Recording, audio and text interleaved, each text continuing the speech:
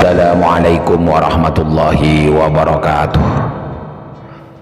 Bismillahirrahmanirrahim. Alhamdulillahi rabbil alamin. Wassalatu wassalamu ala sayyidina Muhammadin wa ala alihi wa sahbihi wa barik wa sallim ajma'in. Amma ba'du. Para sahabatku yang dirahmati Allah, ada 4 hewan yang berjasa di zaman Nabi dan Rasul. Hewan merupakan salah satu makhluk ciptaan Allah.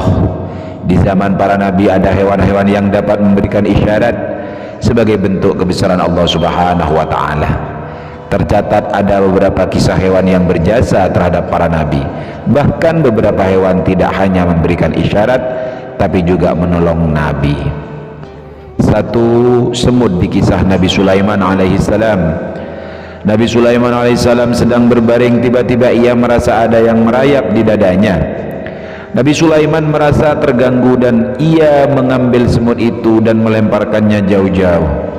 Semut itu pun marah karena dilempar oleh Nabi Sulaiman alaihissalam dan berkata, "Mengapa engkau melemparku dengan sangat keras, wahai Nabi Sulaiman? Apakah kau lupa jika di hari akhir nanti engkau akan dimintai pertanggungjawaban di hadapan Allah atas kedolimanmu kepada aku?" Seketika Nabi Sulaiman kaget hingga pingsan, sebab baru pertama kalinya ia mendengar semut berbicara langsung kepadanya. Setelah Nabi Sulaiman sadar semut itu masih di hadapannya, ia meminta maaf kepada semut atas kezalimannya. "Maafkan aku semut, aku melemparmu karena aku kaget dan terganggu," ucap Nabi Sulaiman dengan rasa bersalah. Semut itu akan memaafkan Nabi Sulaiman asalkan Nabi Sulaiman menjalani 3 syarat yang diberikan semut. Nabi Sulaiman menyanggupi dan bertanya, "Apa 3 syarat tersebut?"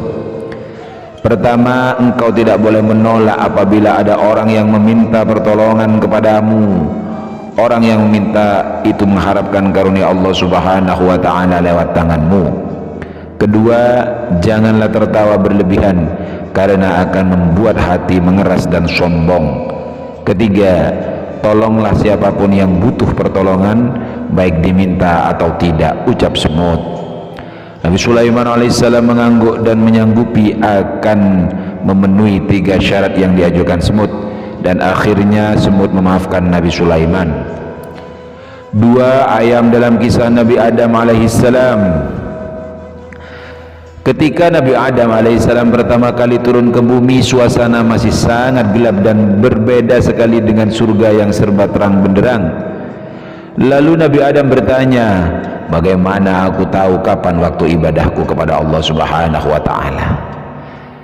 Mendengar permohonan Nabi Adam alaihissalam, Allah Subhanahu wa taala menurunkan seekor ayam jago ke bumi. "Namun demikian, aku bukanlah makhluk yang baru diciptakan. Aku telah lama menjadi penghuni surga.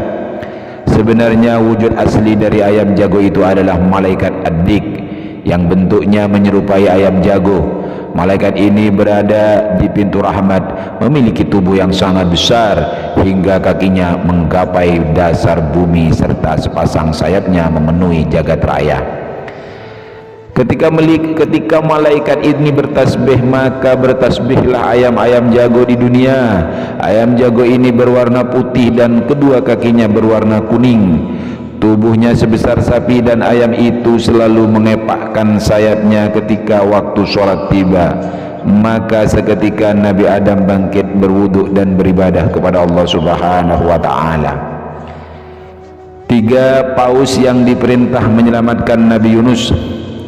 Selama 33 tahun berdakwah, Nabi Yunus alaihissalam hanya mendapatkan 2 pengikut, yaitu Rubel dan Tanuh.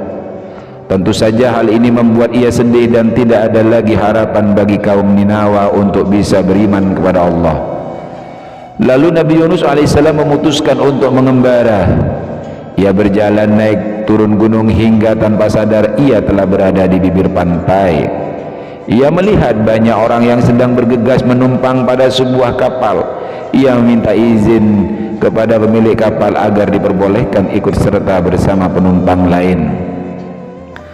Setelah mendapat izin dari pemilik kapal, Nabi Yunus bergegas naik. Namun tidak lama sejak kapal berlayar, terjadi badai dan gelombang besar.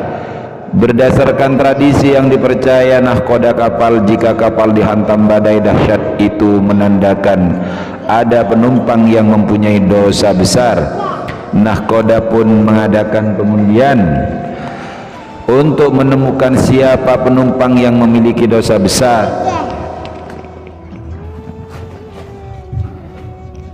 Ternyata nama Nabi Yunus yang keluar. Pengundian diulang 3 kali untuk memastikan penumpang yang akan dilempar ke laut. Namun nama Nabi Yunus terus keluar.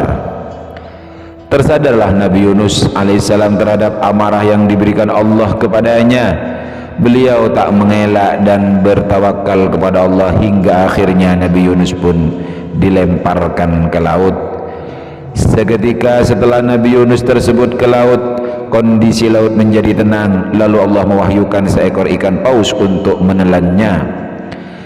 Ketika berada di dalam perut paus, Nabi Yunus alaihissalam bersedih dan memohon ampun atas semua dosa besar yang dilakukannya. Selama berada di dalam perut paus, ia selalu berdoa dan berzikir kepada Allah. Setelah 40 hari berlalu, Allah merintahkan ikan paus untuk melepaskan Nabi Yunus alaihissalam ke daratan yang kering dan tandus. Di sana Nabi Yunus alaihissalam diberi karunia makanan oleh Allah Subhanahu wa taala. 4 ular dalam kisah Nabi Musa alaihissalam. Pada suatu ketika Nabi Musa alaihissalam diminta Fir'aun untuk menunjukkan kekuasaan Allah yang ia sembah dengan melawan 70 penyihir sekaligus. Para penyihir melempar tongkat mereka masing-masing. Dari satu tongkat keluar banyak ular. Saking banyaknya ular tersebut saling tumpang tindih. Tiba giliran Nabi Musa alaihissalam melemparkan tongkatnya sebagaimana yang dilakukan penyihir Fir'aun.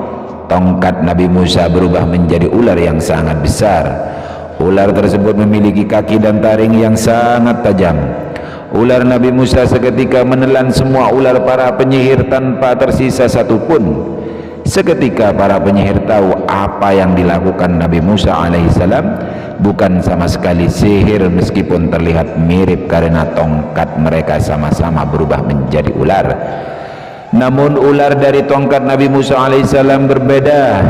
Setinggi apapun ilmu sihir tidak akan mampu menandinginya. Para ahli sihir akhirnya bersujud dan mengakui Tuhan Nabi Musa alaihissalam. Para penyihir telah beriman kepada Allah dan memohon diampuni segala kesalahan-kesalahan yang telah mereka perbuat. Para sahabatku semuanya yang dicintai Allah, itulah 4 hewan di masa para nabi dan para rasul yang bisa membantu para nabi dan para rasul. Mudah-mudahan apa yang Al-Fakir sampaikan ini bermanfaat untuk kita semuanya. Assalamualaikum warahmatullahi wabarakatuh.